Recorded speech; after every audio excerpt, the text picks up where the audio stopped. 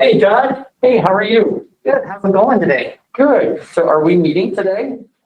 Yes, we are. Okay, I didn't hear back and Tess was like, I don't know if Gary's available. Yeah, well, she didn't know if we had a morning session with Jerry, but there's nothing on the calendar, so we're Okay. good to go. Perfect. Okay. So evidently Chris will be by phone. He's got a sick kid who, I don't know if he's got the flu or what he's got, puking. So the school will not take him. Well, those things happen. They do. My wife won't be able to work today. She's sick too. Oh, really? Yeah. We got one person that's got that. So. Today's day 2 and she's just got a bad head. We're on an X. So an X, So, X is not normally. well, I Alan always usually see that one as owl, right? Mary Wick. Good morning. I usually sit by a speaker. Electronic speaker. Yes, Oh, and not sit by a speaker. there you go. We've already got those days. Yeah, Steve will probably sit by that one with the data. So, and then Dr. Lutz sits there. So you're good. Sure, Yeah, I wherever. don't want to take somebody's spot. No. There's that one too. No microphone down there. Other corner.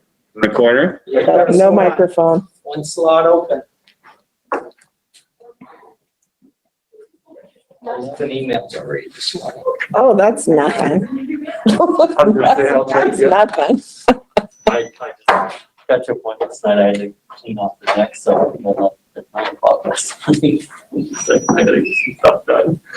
So, This is what it's like on this side of it, yeah. Yeah, So you got 4 trailers instead of 3. Did you ever think that? good morning.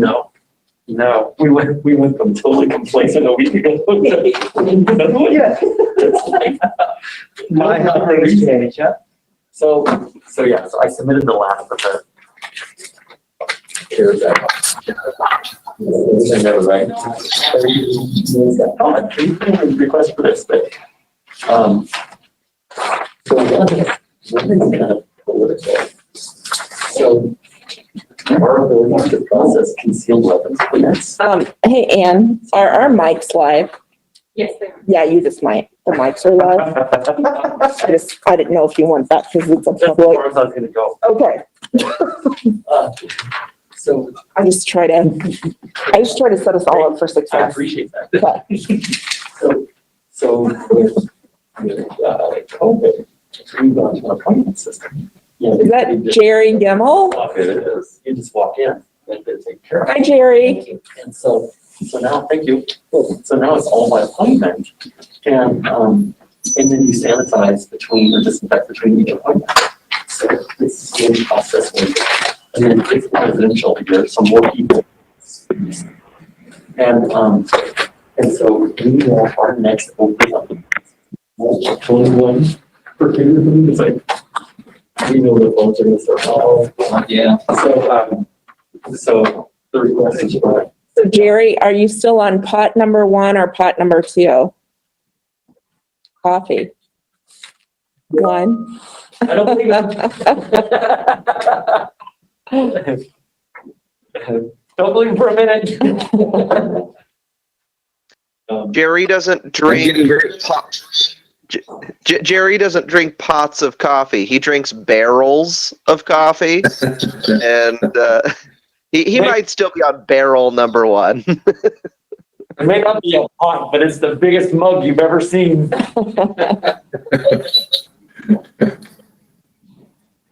Oh, that is huge. Process people shorten the backlog. Like that, it's not like they can go somewhere else. And there's not like contract labor. What if somebody wants to set up a booth outside? They'll take it. Take a lot of money. They would. So.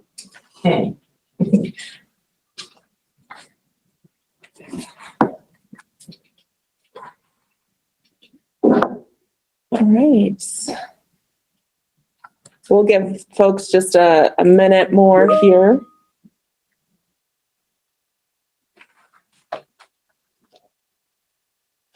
So which internet should we tap into? You, which is our, Everything's so secure. which is our password? The one that we can put stuff, people into, guests into? Oh, yeah.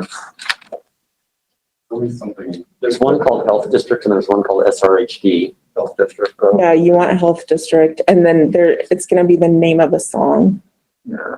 or a lyric. Oh, for the- 1, 2, 3, 4 is always a good password. Steve, you know it? Well, I can't do that, that's my bank account, so. Did you get it? Yeah, it's a beautiful day. Yeah. So it's a beautiful day. One word. No, it's capital I space lowercase a space. Oh, wait a minute. Okay, capital I, space, lower. No, capital I, it's, It's. Yeah. You should spell out the word. That's weird. No apostrophe. Got it? Capital. And then space after. And then, space, capital. And it's very lower. It's capital.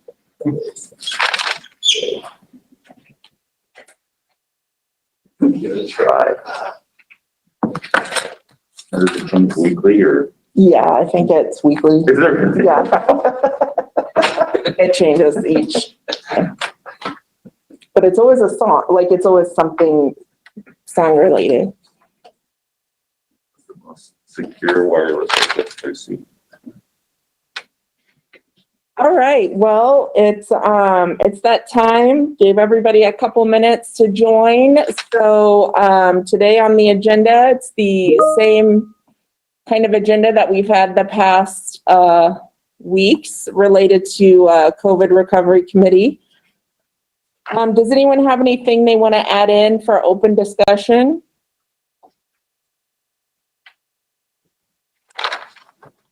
All right, I will segue over to Steve to walk us through the data for this week. All right. Good morning, everybody. So, in general, cases have stayed relatively flat between this week and the prior week. There were 562 new cases, which is just 27 fewer than the previous week, putting our daily average at about 80. It was 84 the prior week. For age groups, still really starting to lean heavily on the younger demographics. Those 0 to 9, 3%, 10 to 19 has jumped up to 19%, and 20 to 29 is 25%. I also sent out a piece that kind of showed the rates for the youth groups. The real interesting one to keep an eye on is the 10 to 19 group. This same period last month, they accounted for 7% of new cases. This month, they account for 19% of new cases. Something to keep an eye on. As far as our rate per 100,000 for the previous 2 weeks, we're at 223. It was 207 last week. The EpiLink is staying about the same. It's 77, 78%. For hospitalizations, we did have fewer hospitalizations last week. We had 12 new hospitalizations as opposed to 22 the prior week.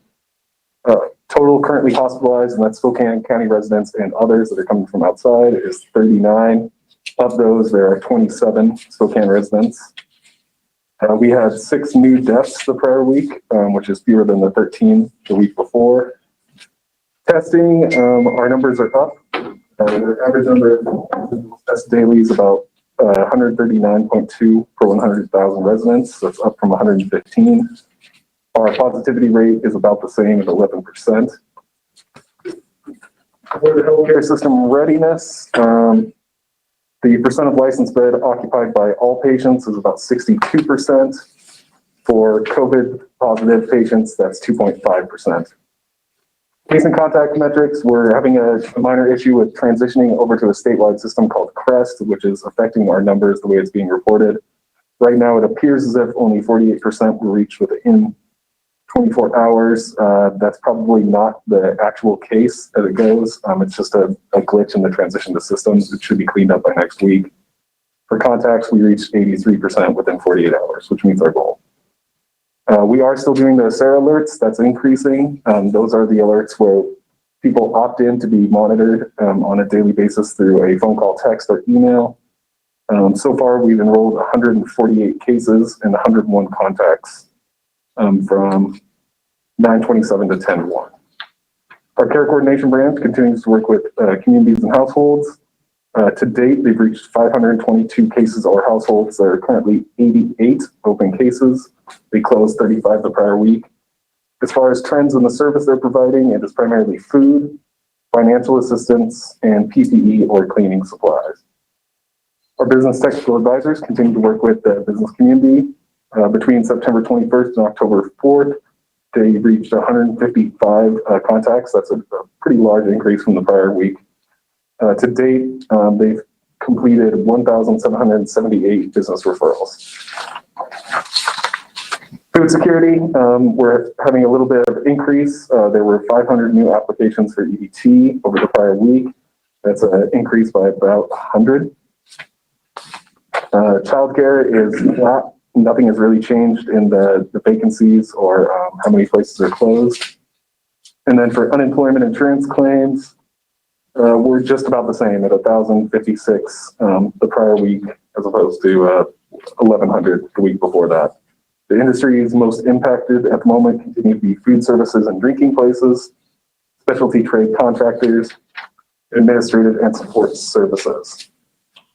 The final piece, just going back to the age groups that I do want to talk about, is a piece that we sent out that shows the rates between the age groups of 0 to 4, 5 to 12, and 13 to 18.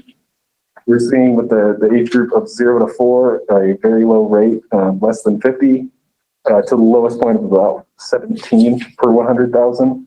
For instance, that just means there were 8 cases the prior week. But when we look at the age group of 13 to 18, there were 55, which is a rate of about 255 per that age group. So just kind of a context within that. And that concludes my report. Questions for Steve on the data? I have one. Steve, you referenced, did you say 63% of beds are currently occupied for everything, for every diagnosis, I guess? Yes. What's a normal percentage, in a non-COVID world of how many beds are traditionally occupied at any one time? Probably put that to Dr. Lutz if you have any idea. Yeah, I mean, it's going to vary significantly based upon the time of year. So, for example, during cold and flu season, we certainly expect an uptick in flu-related cases. I've seen it as high as 80%, but 60 to 70% tends to be sort of a going rate. Again, it's also a really moving target in that capacity now is going to be different than capacity tomorrow, just based upon things going on. So, for example, if we have Tuesday, I think in one of the hospital systems is cardiac surgery day. And so when you look at ICU bed capacity in the morning versus what it is in the afternoon, it's better in the morning than it is in the afternoon because those beds are full. So capacity is one of those really moving targets. It's very difficult to nail down. The individual report does speak to the hospital systems on a regular basis just to confirm, and they've listed as having no concerns about capacity at the moment. Okay, thank you. Of those younger folks that you had mentioned earlier that show a concerning rise in the infection rate, are any of those younger folks, do you know if any of those folks have had to go to the hospital for treatment? The younger folks are still generally not within the hospital system. They're not considered part of the hospitalized group. The 10 to 18, there is 0. Thank you.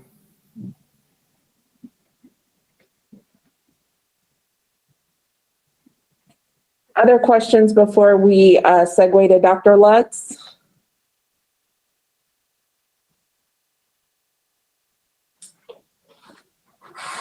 Dr. Lutz? So Doug, in light of your concerns expressed last week, Dr. Lutz did not shut down Halloween. I know there were some concerns expressed across the community. The Grinch stole Christmas. Dr. Lutz has been compared to the Grinch in many situations, but I'm not going to steal Halloween. So we did come out, we are working on some specific guidance referencing DOH right now in the CDC, but we are looking at maybe some other messaging, especially I was questioned over the weekend. There's a lot of seniors who really want to be able to participate in Halloween, albeit doing it safely. And so I really want to get messaging out on how you can do things. On our neighborhood site, there was an ingenious, he has to be an engineer. He used some PVC pipe, and he has the candy sort of being launched from a PVC pipe down into the bags. So we're working on, I don't have a whole lot of engineers that I can work with, but I think we are looking on some messaging that makes it safe to both participate and give out candy. And also, I am okaying, I think Santa Claus is coming to town. I have seen some plans for Santa Claus at River Park. So again, I don't want it to be the message out that Dr. Lutz is stealing all holidays. So Doug, I say that given your comments last week. Just looking at some of the data, concerning for me are certainly the significant uptick in the 13 to 18-year age group. Those are that population that, again, there's a lot of push to get them back to school. There's a lot of resistance because of the fact that they have a higher rate right now than, incidence rate than we have for the community as a whole. So that's of great concern, I think, going forward. As you know, a lot of some of the bigger school districts began with kindergarten this past week. Again, that's something that we have talked to school districts from our first conversations 2.5 months ago about that population being a very safe population based upon the numbers. And, many school districts have already had kindergartners back, as have private schools, and the numbers have remained really low. So feel very good about that. We continue to have weekly conversations with superintendents. And what I want people to realize is that, right now, for example, the current DOH guidance is 75 per 100, where you're recommending remote only. We're obviously far in excess of that. And yet, that said, we are also having children go back. And I think it really speaks to the fact that we need to be looking at data and not just looking at the metrics as black and whites, but really looking at the data.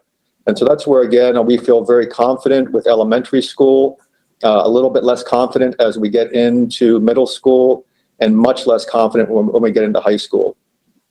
So.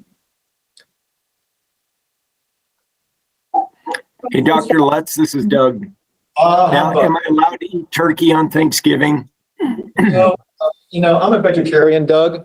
And so I think that may be one holiday where I will try to impose some of my restrictions on, but all things considered, I think, we have to be, indoor holidays are going to be interesting this year. I mean, Thanksgiving, where you're bringing people together and bringing families together, that's going to be messaging about how you can do it safely.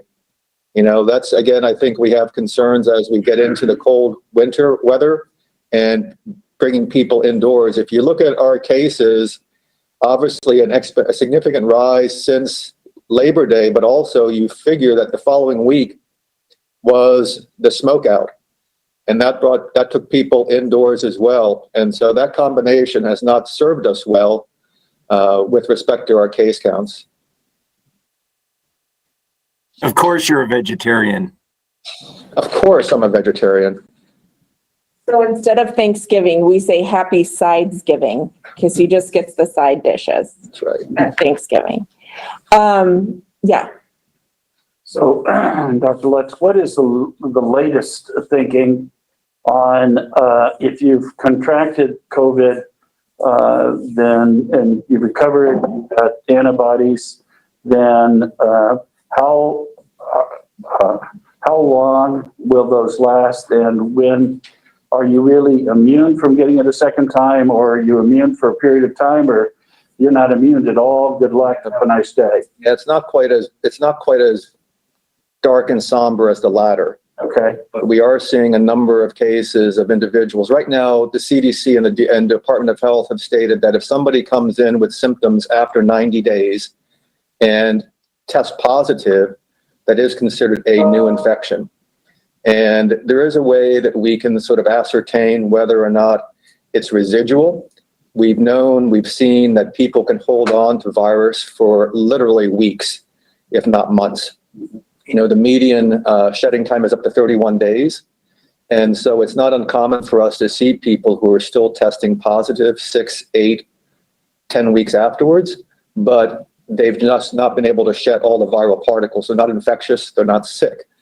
But we are seeing now people who are coming in and actually having a repeat infection. Most times those have been milder.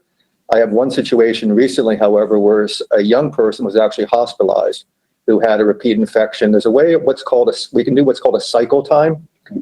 And so what that does is you sort of, as you test the PCR test, long story short, if it's a higher cycle time, it's a less likelihood that it's a new infection.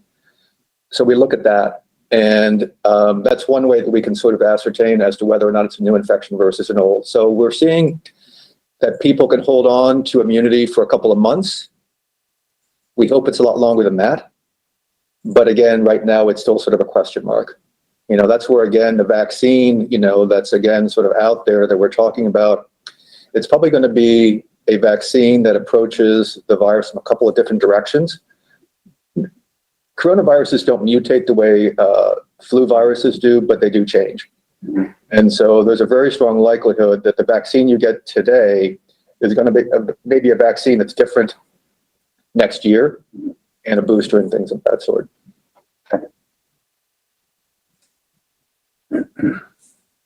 Other questions for Dr. Lutz? With the newly discovered cases or newly diagnosed cases we're seeing right now, is the sort of EpiLink around gatherings or birthday parties, sort of those social gatherings, or are we seeing any type of uptick specific to any one public location or restaurants or retail establishments?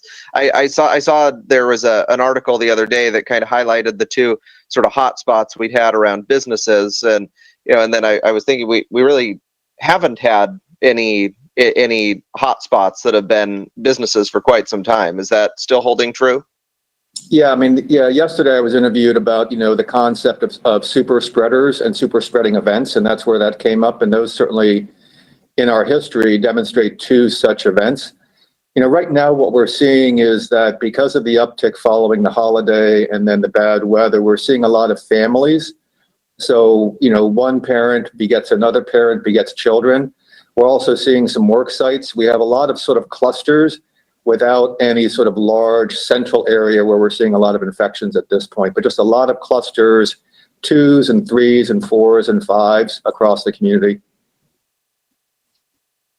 One area that again, I am sort of taking note of, we are seeing, I probably have about 15 to 17 churches that have been somewhat challenging. Right now, we're working closely with both Northeast Tri and Panhandle Health, where we have a situation where I think Idahoans came over here for a church service and went back, and going back, they took infection back, and now I have an outbreak in that church group.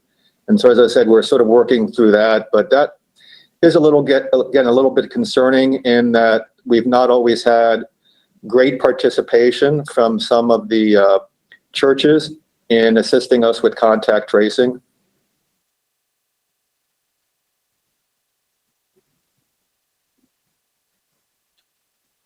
Hey, other questions before we segue over to GSI?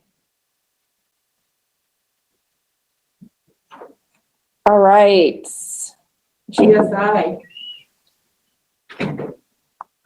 Morning, everybody. Great to see you.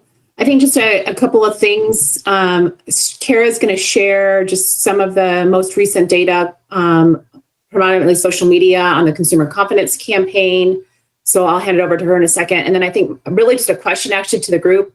I know some of us have looked at the economic dashboard that the Department of Commerce put out. I know Arian sent it around, the email with Bob about it earlier this week, and or maybe the end of last week. And curious if folks would be interested in having somebody from the Department of Commerce attend one of these meetings here upcoming to kind of talk about the economic dashboard, how they're using it statewide, how it's kind of impacting some of the policy planning that Department of Commerce is doing for the legislative sessions. So that was a question I wanted to bring forward today, if that would be of interest to this group as a guest presenter.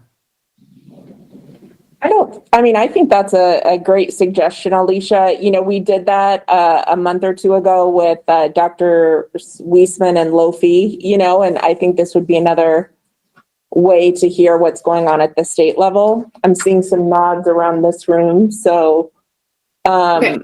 you know, if you want to work with Anne on making sure, you know, we get them scheduled correctly, so, and get the link to them. Absolutely. I'll reach out to Lisa and see about her availability in the next couple of weeks to join us Okay, and work with Anne on that. thank you. Yeah. So Carrie, I'm going to toss it over to you if you want to just share a little bit of how things are moving with folks.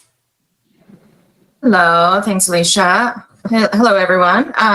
I just got numbers for September for our social media. I don't have our broadcast numbers yet, but social media for our shifted Spread Kindness advertising on social media channels. So this is specifically for Facebook and LinkedIn.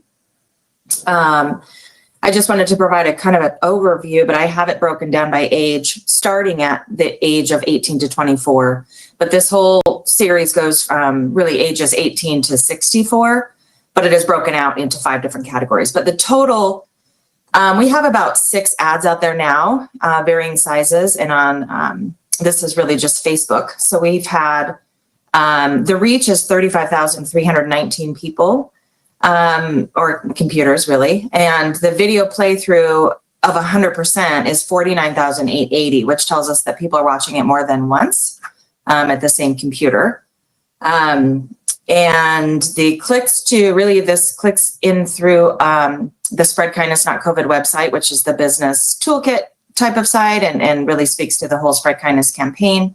So there was 157 clicks to that site, which I think is very healthy.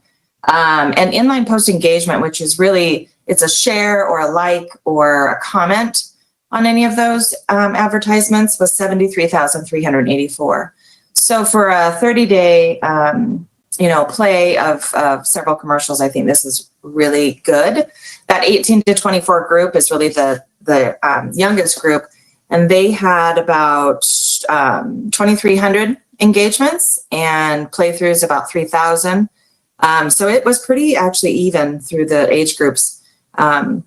The 55 to 64, though, was highest. They had almost 20,000 engagements, which is the share, like, or comment. So I just wanted to provide a quick update for that. Any questions on that? We'll have the broadcast ones likely next week that I can go over as well. We're happy to share that out as follow-up to the meeting too.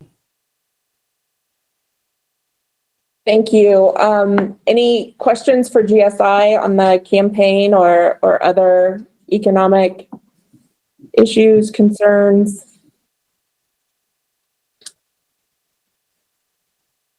Okay, not seeing anything in the chat or pop up. And there was nothing else for open discussion. One of the things I wanted to bring up to the group just to consider is, you know, the data that we present out is on the website, right? That's updated every day, except for on the weekends.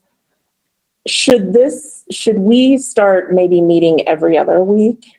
Because these meetings are really only taking us, you know, about a half hour at the most. And I know we're all really kind of cramped for time. Does anyone have any like objections to that, or? It seems like, where we are today is kind of in a holding position. Mhm. And so while we're in a holding position, I think it makes sense to maybe go every other week. I think that if circumstances change, either hopefully for the better, or for the worse, where we're not just in a holding pattern, but we need to be anticipating what we need to do as a community. And I think more frequency is probably reasonable. Yeah. I would agree with that, but I think one of the other things that I think we need to start focusing on is assuming that, and this is a big assumption, I know, but assuming that a vaccine is available in, let's say, the month of November. I'm just picking one, I'm not campaigning for one. But how are we going to administer that? What are the things that we need to do to be able to make sure that that vaccine is available to the community and stuff? Is that, the station out at the fairgrounds or multiple stations across the county, or what's the methodology that we're going to use to be able to get that vaccine out and stuff? So I can actually speak to that a little bit. We don't have a plan yet, but we're already meeting with the state and involved in the vaccine coordination so we're working internally to come up with a plan related to, just that thing, like when we have a vaccine available, what is that going to look like? I would say our bigger vaccine that we're working on right now is making sure we get flu shots into the community, because we really want to push messaging to get your flu shot this year. So we're actually already engaged in those teams at DOH. well, and as it relates to flu shots, I know I went in Friday to try and get one. They said that they don't have it. And that it's going to be challenging finding anybody that's got it, especially for, evidently it's a different vaccine for folks over 65. So they couldn't even give me an estimate as to when it might be available. Okay. I mean, it varies. I mean, so there's flu vaccine coming through the state. So for example, a lot of providers get their vaccines through the state. And what they have done is they've apportioned that based upon what they have right now, trying to spread it out to ensure that every provider has some, rather than just some having a lot. Right. And so, yeah, I mean, there's been some concerns that there may be a national shortage of flu vaccine this year. I mean, trust you me, the companies have ramped it up pretty significantly. And so I don't think that's the case. But right now, you may find sort of periods of time where, yes, because people are really trying to get it done now in early October, which is sort of ideal. And then, yeah, I mean, so there is a form of the flu vaccine that's, again, best for those over the age of 65. And again, that may be sort of in higher demand for obvious reasons. Yeah, they had it for folks younger, but not for the supercharged vaccine for old folks that didn't have and stuff. So, yeah.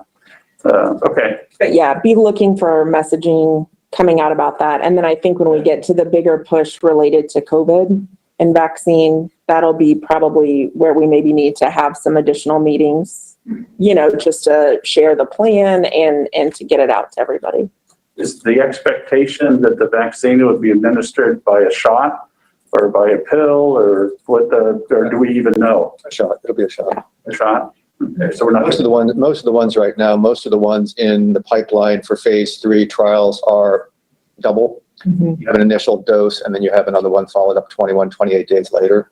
Okay. That's typically what you're seeing. And that's one of the reasons why you're seeing a delay. I mean, I think November is a very, I would say, very optimistic month. I think, if you look at phase 3 trials where they're looking at, getting 30 to 40,000 individuals, you're looking at a month between. The reality is that you may, and I emphasize, underline, may see something by the end of the year, in a very, very limited capacity. And National Institute of Medicine, now National Academy of Medicine, came out with criteria that we're looking at how to stratify, how to prioritize who gets it when. And so that, again, as you can imagine, is a huge, ethically challenging question of how you apportion a very limited resource, who gets it first. And that, again, is something that both CDC, National Academy of Medicine, others have put out, and they have working groups on trying to define that. We Department of Health likewise has taken that preliminary guidance. We provided some input last week as to where we think, do we think this is appropriate? Do we think this is a group that should be put forward or passed back?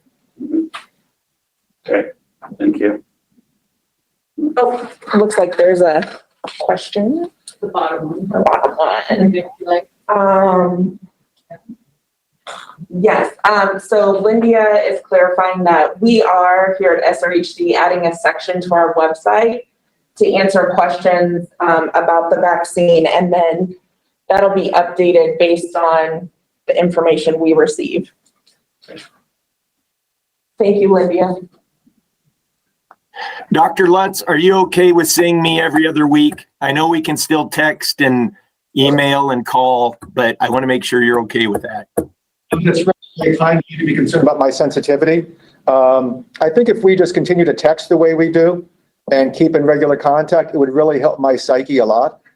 And I'll keep you apprised of any holiday changes that may be coming up as well. And thanks for the Thanksgiving invite. Looking forward to spending Thanksgiving dinner with you and your family. Let's get a veggie burger. Keep up the good work. Thank you. All right, if there is, yes. Can I just clarify, moving to every other, just because I'm trying to reach out to Commerce, we're going to start that now, so we'll skip next week, and then I just want to give them some date options, so making sure I'm following cadence. That would be my recommendation. So today's the 6th, next week's the 13th. I would say we don't meet again till the 20th. Great, For thank you.